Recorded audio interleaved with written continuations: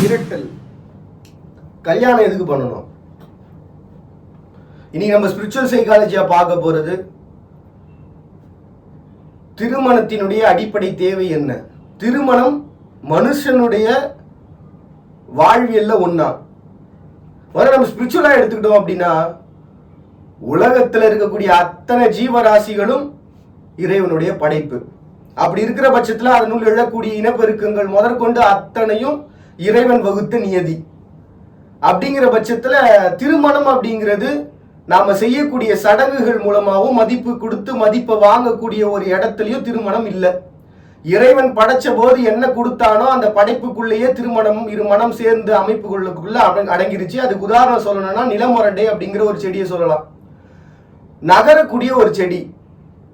அதை எப்படி வர்ணிப்பாங்க அப்படின்னா, காதலன் காதலி ரெண்டு பேருமே தன்னுடைய மனமார்ந்த ஒரு காதலனுடைய உச்சத்துல இருக்கும் போது அவங்களுடைய சுவாசத்துல அந்த செடியினுடைய பூ மலரும் சொல்லுவாங்க.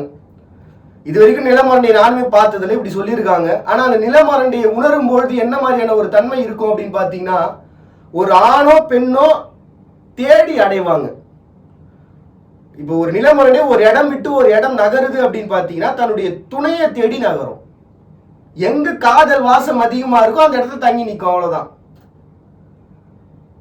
ஆணோ பெண்ணோ தேடி அடைகிற ஒரு கான்செப்டே பாத்தீங்கன்னா அந்த நிலமொரண்டையினுடைய ஒரு கான்செப்ட் தான்.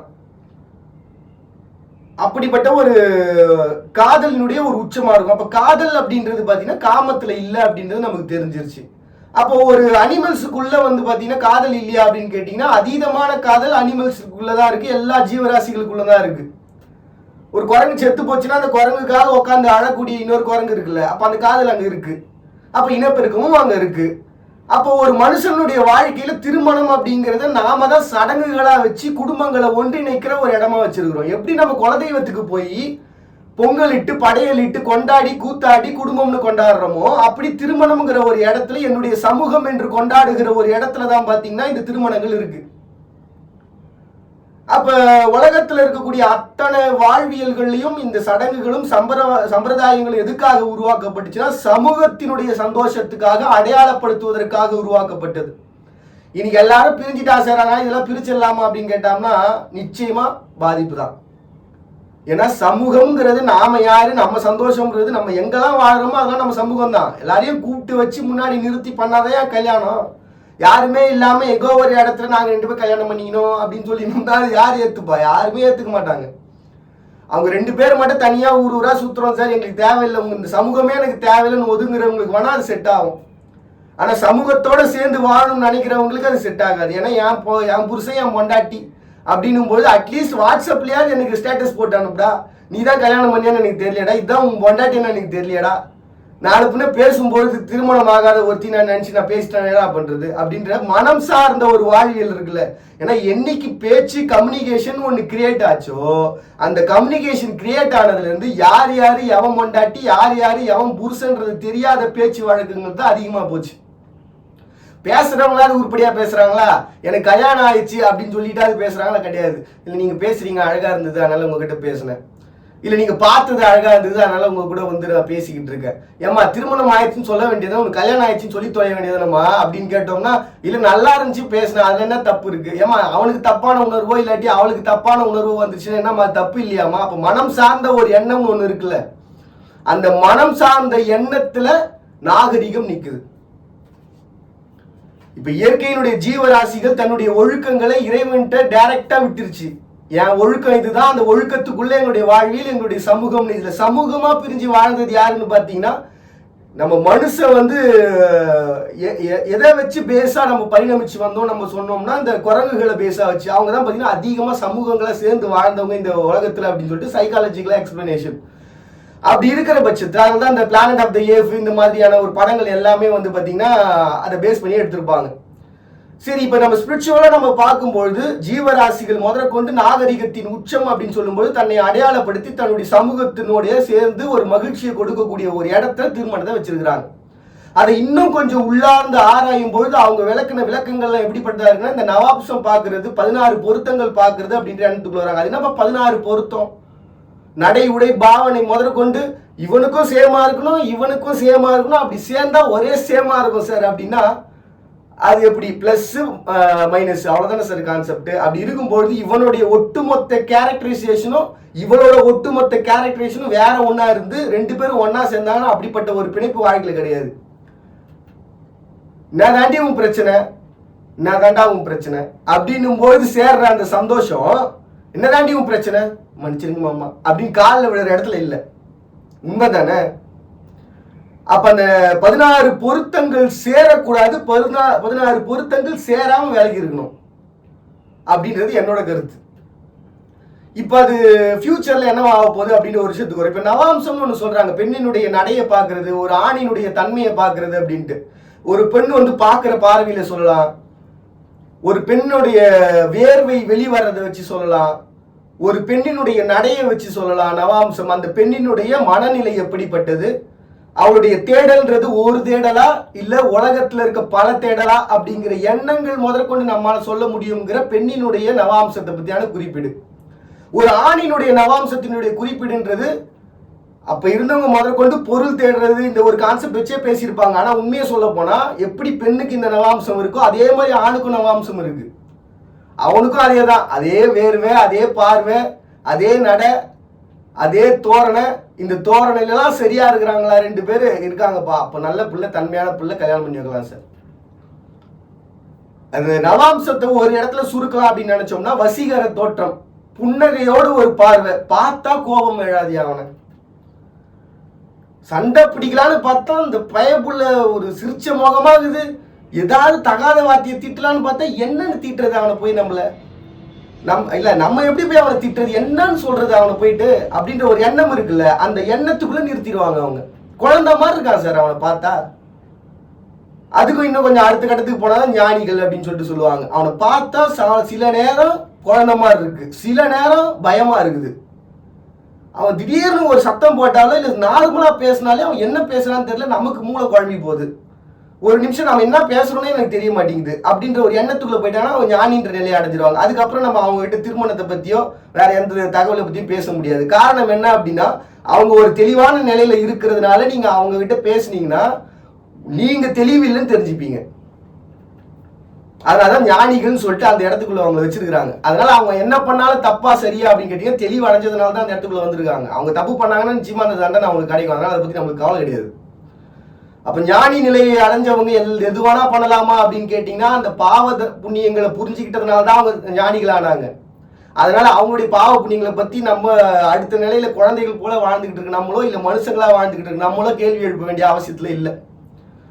அப்ப இந்த நவாம்சம் முதற்கொண்டு 16 பொருத்தங்கள் முதற்கொண்டு காலத்திற்கு ஏற்ப 2 மனங்கள் சேருது. இது கொஞ்சம் நம்ம சைக்காலஜிக்கலா பார்த்தோம் அப்படின்னா எப்படிப்பட்ட ஒரு ஒர்க்கா இருக்கு அப்படின்னா அதுதான் நான் அந்த சிம்பிளான ஒரு வேர்ட்ல சொல்லிட்டேன். நம்ம ஒரு பேசுற பேச்சுல பிளஸ் மைனஸ்ன்னு இன்னும் கொஞ்சம் அதை அடுத்த கட்டத்துக்கு கொண்டு போனா நீங்க நம்ம வாழ்க்கையில எடுக்கிற ஒரு முடிவை நினைச்சு ஃபியூச்சர்ல ஃபீல் பண்ணக்கூடாது. அவ்வளவுதான் கான்செப்ட். அக்செப்டன்ஸ்ன்ற ஒரு விஷயம் இருக்குல்ல, அந்த அக்செப்டன்ஸை முழுமையா நம்ம வச்சுக்கணும். அவன் என்ன பண்ணாலும் நான் ஏத்துக்கிறேன், அவன் என்ன பண்ணாலும் நான் ஏத்துக்கிறேன். நீ என்னைக்கு அதை மீறியோ அன்னைக்கு நான் உன்னை மீறிடுவேன் அப்படின்ற ஒரு எண்ணத்துக்குள்ள அதுதான் பாத்தீங்கன்னா இன்னைக்கு லிவிங் டுகெதர் அப்படின்ற ஒரு கான்செப்ட் வந்து நின்று கால அளவில் காதல் அப்படின்ற கான்செப்டே நின்றுட்டாங்க. பிடிச்சா வாழ்வோம், பிடிக்குன்னா பிரிஞ்சு போயிடுவோம். நீயும் வாழு நானும் வாழு, பெத்த புள்ளதான் என்ன கதின்னு தெரியல அப்படின்ற ஒரு ஏக்கத்துல நம்ம ஸ்பிரிச்சுவலா பார்க்கக்கூடிய சமுதாயம் பார்ப்போம். இவ்வளவு யோசிக்கிறவங்க தான் பெக்கிற பிள்ளைய பத்தி யோசிக்க மாட்டாங்களா? இந்த ரெண்டுத்துக்கும் நடுவுல மாட்டிக்கிறாங்க தெரியுங்களா? ஒண்ணு முழுசா வந்து ஸ்பிரிச்சுவலையும் முழுசா நம்பாம, அதாவது தன்னுடைய மூதாதையர்களை முழுசா நம்பாம, அவங்களுடைய கலாச்சாரங்களை முழுமையா நம்பாம, நாங்க கொஞ்சம் காலத்துக்கு ஏற்ற மாதிரி மாறிட்டோம் சார், அதனால நாங்க கொஞ்சம் படிச்சுட்டோம் சார், அதனால நாங்க வந்து அதை அக்செப்ட் பண்ண மாட்டோம் சார், இப்ப நாங்க அப்படியும் இருப்போம் இப்படியும் இருப்போம் சார், நாங்க கல்யாணம் வந்து நீங்க சொல்ற சடங்கு மாதிரியும் பண்ணிப்போம் சார், குழந்தையும் பெத்துப்போம் சார், எங்களுக்கு பிடிக்குன்னா வேலைக்கிடுவோம் சார். அப்ப அந்த குழந்தைய யார் சார் பாத்துக்கிறது? அப்ப ஒரு தெளிவான ஒரு முடிவுன்றது எங்க இருக்கணும் அப்படின்னா பெத்துக்க போற குழந்தையில இருக்கணும். ஏன்னா இந்த கல்யாணம் பண்ணி சேர்றது இந்த கான்செப்ட் பாத்தீங்கன்னா எல்லா ஜீவராசிக்கிட்டையும் இருக்கு. ஓரறிவு புல்லுகிட்ட இருந்து இருக்கு சார். வாழையடி வாழைன்னு ஒரு கான்செப்ட் இருக்குது. எனக்கு ஒரு புள்ள கீழே பிறகுது அப்படின்னா என்னுடைய ஒட்டுமொத்த சக்தியை முதல்ல அதுகிட்ட கொடுத்துட்டு அதுக்கப்புறமா தான் சார் நான் எடுப்பங்குது வாழை மரம். உண்மையா இல்லையா? முதல்ல பூமியில இருந்து உறிஞ்சிற சக்தியை தன் பக்கத்துல வளர்ற வாழைக்கு கொடுத்துட்டு அதுல இருந்து எடுக்கிறது தான் வாழையினுடைய வாழையடி வாழையா வளரக்கூடிய ஒரு கான்செப்ட். அப்படி இருக்கிற பட்சத்துல ஒரு இயற்கையினுடைய ஒரு அமைப்புல இருந்து திருமணம்ங்கிற ஒண்ணு டிசைட் பண்ணியாச்சு. அதுக்கப்புறம் தான் இந்த சடங்குகள் இதெல்லாமே வந்து ஒரு மதிப்பிற்குரிய ஒன்றா அவங்களுடைய வாழ்வியலுக்கு ஏற்ப அந்த வாழ்வியலை அமைச்சிக்கிறாங்க. மதிப்பு கொடுத்து மதிப்பு வாங்குறதுல இருந்து ஒவ்வொருத்தரும் வந்து பார்த்தீங்கன்னா தாலி கட்டுறதுல இருந்து மோதிரம் மாற்றிக்கிறதுல இருந்து இல்லை செயின் மூலமாக வந்து போட்டு அவங்களுடைய புனிதத்தை காட்டுறது முதற்கொண்டு அடையாளப்படுத்துறது முதற்கொண்டுன்னு சொல்லிட்டு அவங்களுடைய கலாச்சாரங்கள் இருக்கு. எப்படி நம்ம வந்து இந்த பாலைவனத்தில் பேரிச்சம்பழமோ நம்மளுடைய மத்திய சென்னையில் மாங்காவோ ஊர் ஓரத்தில் கடல் ஓரத்தில் கருவாடோ அந்த மாதிரி அவங்கவுங்களுக்கு ஏற்ற மாதிரி ஒரு வாழ்வியல். அப்போ திருமணம்ங்கிறது அவங்க வாழ்வியலுக்கு ஏற்ப அவங்க சரியா இருக்கிறாங்க. இப்போ நம்ம ஒட்டுமொத்தமாக இந்த திருமணங்களை எந்த இடத்துல கொண்டு வந்து சேர்க்கலாம் அப்படின்னு பார்த்தோம்னா தன்னுடைய எதிர்காலத்தினுடைய வாழ்வியலினுடைய வெளிப்பாடு, அது பிள்ளையா இல்ல வாழ்க்கையினுடைய இலக்கா, இதை ரெண்டுத்தையும் வச்சு சேர்த்து நின்னோம்னா புள்ளையும் நல்லா இருக்கும் வாழ்க்கையும் நல்லா இருக்கும். அது எப்படி சார் நான் பெக்க போற புள்ள ஆனா பொண்ணான்னு எனக்கு தெரியாது, நான் எப்படி சார் அந்த ஆனா பொண்ணா அது ஆனா பிறந்தாலும் பொண்ணா பிறந்தாலும் ஃபியூச்சர்ல எப்படி இருக்கும்னு எனக்கு தெரியாது, அப்ப நான் எப்படி டிசைட் பண்றதுன்ற ஒரு கன்ஃபியூஷன்ல இருக்கிறாங்க பாருங்க. அவங்க தான் இந்த ரெண்டுத்துக்கும் நடுவில் மாட்டிக்கிறாங்க. என் புள்ள நல்லா இருக்கணும்னா அதுக்கு நான் தேவை ஒரு இடமோ ஒரு மதிப்போ ஒரு வாழ்க்கையோ ஒரு கல்வியோ, சாகா கல்வியை நான் கொடுத்துட்டேன்னா கூட போதும் கடைசி வரைக்கும் அப்படின்ற ஒரு எண்ணத்துக்குள்ள நின்றுட்டாலோ, அப்படி நின்றுட்டா அது என்ன ஆயிடும் அப்படின்னா இந்த சுயம்புன்னு சொல்லுவாங்க, அந்த குழந்தைக்கான பாதுகாப்பை டைரக்டா இறைவன் கொடுக்க ஆரம்பிச்சிடும். நீங்க என்னதான் வந்து விட்டொழிக்க நினைச்சாலும், எனக்கு பிள்ளையே வேணான்னு நினைச்சாலும், எந்த பிள்ளைகளை இந்த உலகம் அனாதை என்கிறதோ அத்தனை அனாதைகளையும் காக்க உலகத்தின் ஒட்டு மொத்த கடவுள்களும் ஒன்று சேருவாங்க, இயற்கையும் ஒன்று சேரும். சும்மா நம்பிக்கை தரக்கூடிய வார்த்தை இல்லை. நீங்க உலகத்தினுடைய அத்தனை இடங்கள்லையும்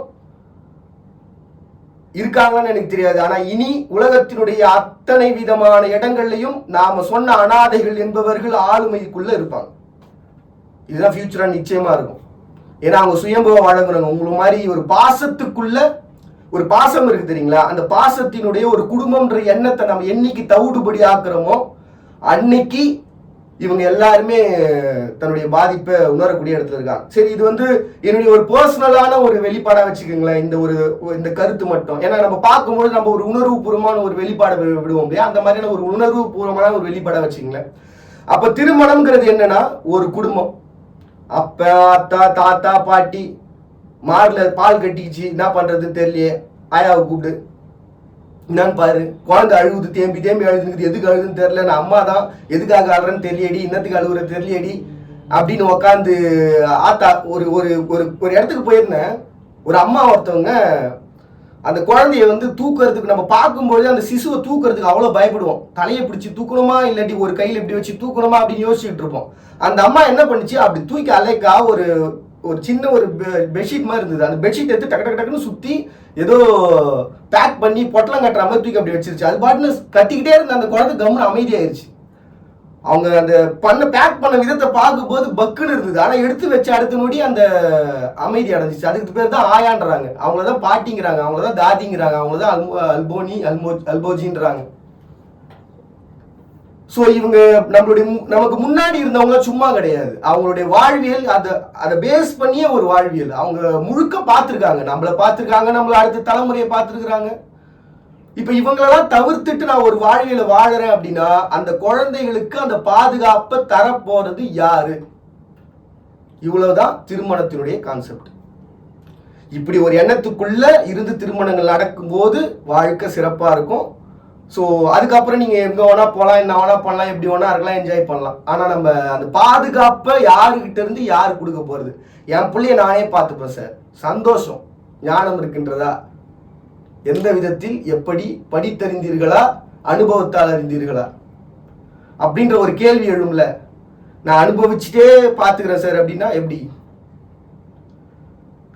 கூடவே குழந்தைய வச்சுக்கிட்டு நான் அந்த குழந்தைய வந்து அழவிட்டு வேதனைப்படுத்தி துன்பப்படுத்தி நான் பார்த்துப்பேன் அப்படின்னா அந்த குழந்தை பாசம்ங்கிற ஒன்றை தவிர்த்து குடும்பம்ங்கிறது என்னன்றதை உணர மறுத்து உலகத்தோட சமூகத்தோட உரையாட மறுத்து தான் என்று நின்று தன் தன்மையில் மட்டுமே என் ஆளுமை என்று ஒரு கருத்துக்குள்ள கொண்டு வந்து நிறுத்தணும்னு நினைக்கிறீங்களா? அப்ப குடும்பத்தை அந்த குழந்தை என்ன பண்ணும்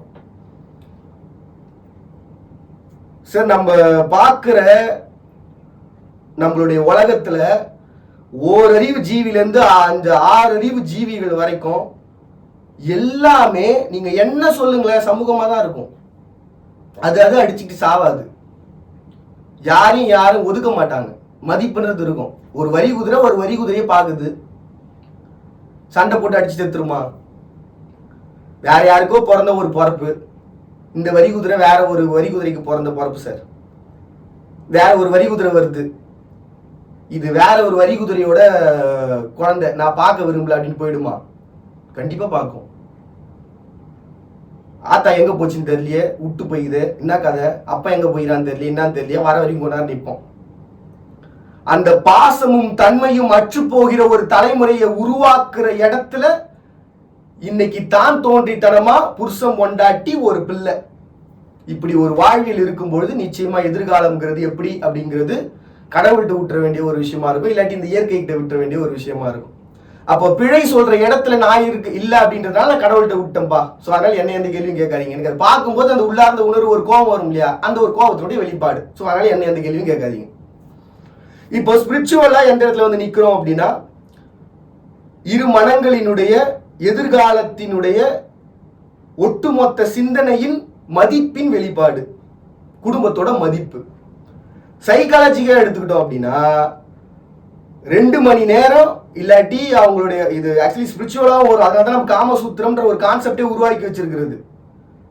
எப்படி வந்து ஆசை 60 நாள் மோகம் 30 நாள் பேச்சுவார்த்தைக்கு சொல்லிட்டு போயிட்டு இருக்கோம் பாருங்க. அந்த பேச்சுவார்த்தை கிடையாது. எல்லோரான்ற ஒரு கோவில்ன்றது வெறும் சிற்பம் கிடையாது.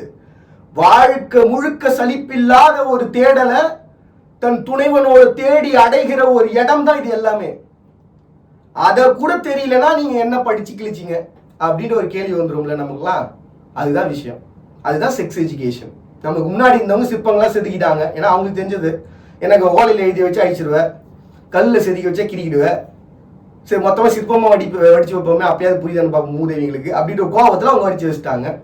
இங்கே நம்ம வந்து பார்த்தீங்கன்னா அது எஜுகேஷனாக காமசூத்திரன்ற ஒரு கான்செப்டாக சொல்லிட்டோம். 2 மணி நேரம், அது பேசிக்காக 2 மணி நேரம்ன்றது ஒரு உள்ளார்ந்த ஒரு உணர்வோட எந்த சிந்தனையும் எழாம எந்த பிரச்சனை பற்றியான திங்கிங்கும் இல்லாம ஒரு வாழ்வியல்.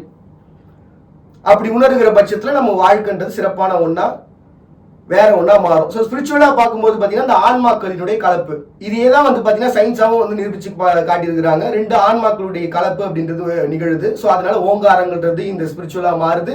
சைக்காலஜிக்கலாக பார்க்கும்போது அவங்க திங்கிங்ன்றது ஒரு ரெஃப்ரெஷ்மெண்ட்டுக்குள்ளே வருது. ஸோ 2மே சேர்ந்து இனப்பெருக்கத்தினுடைய முதல் கட்டத்தை அடைஞ்சதுக்கு அப்புறம் 2வது ஒரு கட்டம் என்னுடைய வாழ்க்கையில, இது முதல்ல வந்து அவங்க வாழ்க்கையை பத்தி யோசிச்சு முடிச்சு இந்த 2வதா இந்த விஷயங்கள் எல்லாமே திருமணத்துக்கு முன்னாடி கத்துக்க வேண்டியது தான் இதெல்லாமே. ஸோ எல்லாமே எங்க வந்து நிற்கிற மதிப்பு, என்னுடைய எதிர்காலத்தின் மதிப்பு குழந்தைகள், எதிர்காலத்தின் மதிப்பு குழந்தைகள் அப்படின்ற ஒரு இடத்துல வந்து பாதுகாப்பு யாருன்ற இடத்துல நின்றுறாங்க. ஸோ ஸ்பிரிச்சுவல் சைக்காலஜியா இந்த ஃபியூச்சர்ல இந்த திருமணங்கள்ன்றது எப்படி மட்டும் மாறப்போகுது, சடங்குகள் சம்பிரதாயங்கள் இது எல்லாமே இருக்கும். சடங்குகள் சம்பிரதாயங்கள் எல்லாமே இருக்கும். முன்னோர்களினுடைய வாழ்வியலினுடைய அத்தனை விதமான தாக்கங்களும் யாதென்று அறியாமல் உலகம் நிச்சயமா ஃபாலோ பண்ணும். ஆனா எல்லாமே எந்த இடத்துல இருந்து நிற்கணும், மனம் என்கிற ஒரு அன்புக்குள்ள பாசத்துக்குள்ள நிற்கும். சடங்கு என் ஆத்தாளுக்கு பிடிக்கும், என் பாட்டிக்கு பிடிக்கும் அப்படின்ற ஒரு பாசத்துக்குள்ள நிச்சயமா வந்து நிற்கும். நாம இப்போ ஒரு ரெசார்ட் ஒரு பிளான் பசங்களா சேர்ந்து கும்பலா சேர்ந்து நம்ம ட்ரிப்பு போனோம் சார், அது நல்லா இருந்தது சார் அந்த டைம் அப்படின்ற ஒரு ஃபீல் இருந்ததுல அந்த ஃபீலை வந்து இப்போ கொண்டு வந்துருவாங்க. ஸோ அப்போ இந்த சடங்குகள் எல்லாம் இருக்க போது, ஆனால் அது பாசத்துக்குள்ள நிற்க போகுது. அப்போ அந்த சடங்குகள்ல எழக்கூடிய சின்ன சின்ன பெரிய பெரிய பிழைகள் எல்லாமே பிழைகளா இல்லாம பாசமா கன்வெர்ட் ஆயிட போகுது.